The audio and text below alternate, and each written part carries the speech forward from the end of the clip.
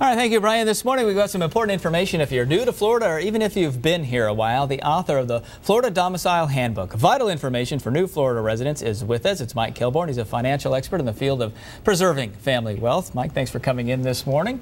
First, just let me ask, here it is, the Florida Domicile Handbook. First, what prompted you to write a book like this, kind of a newcomer's guide? Well, a lot of our clients were seeking information and had nowhere to go, and I wanted to pull it all together so they could have one place to go to get all the information they needed to become domiciled in Florida.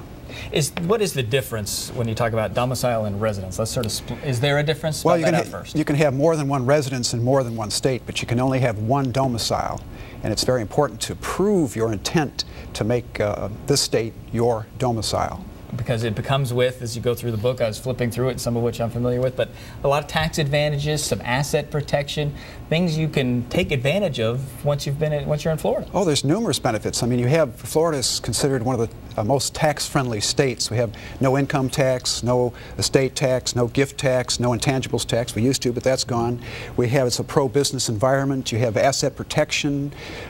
We have estate planning advantages. I mean, there's lots of good reasons to make Florida your domicile. And you've got a whole chapter about the homestead exemption, which can be confusing at times. Yes, people get confused about when do they do it, what's this March 1st date, and when do I have to establish residency or domicile, and so we straighten that out for them in the book. And in fact, I had to give them an example because it can be very confusing. And I was struck by, you went through a number of myths about the state as well, if you're new here, thinking that there's nobody young here and other things like that there's no history here. There are younger people, there is history. We bust through all those myths. In fact, to make the book entertaining, because it doesn't just have information about how to become a Florida resident, it has lots of good facts about Florida, things that are interesting and fun.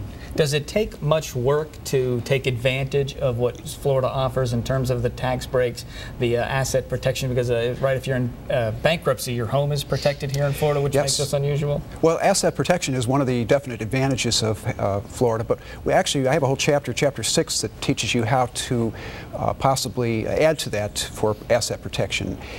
Chapter 6 is on estate planning, but it includes things like how to form a family limited partnership or family limited liability company to help you avoid problems with creditors. So you do want to kind of take advantages of things, fill out the necessary paperwork, talk with somebody such as yourself so that you're getting the full advantages of living in Florida. It's not just the sunshine. Well, it's like an apothecary scale. I give you a whole list of things you should do in order to tip the scale in your favor. There's a lot of people they say, well, I live here 6 months a year, that should do it, and that is not going to do it. In fact, there are people that made mistakes, like Derek Jeter from New York, and he was claiming Florida domicile, but he had a home up in Trump Tower in New York, and New York said, hey, we don't buy this, and we want some income taxes, and so they want 7 figures of back income taxes. So actually, I understood he settled this summer, and I don't have the number, but he did settle, so he had to pay some money to solve the problem. And the best solution is to buy the book and to go through the list and do as many things as possible.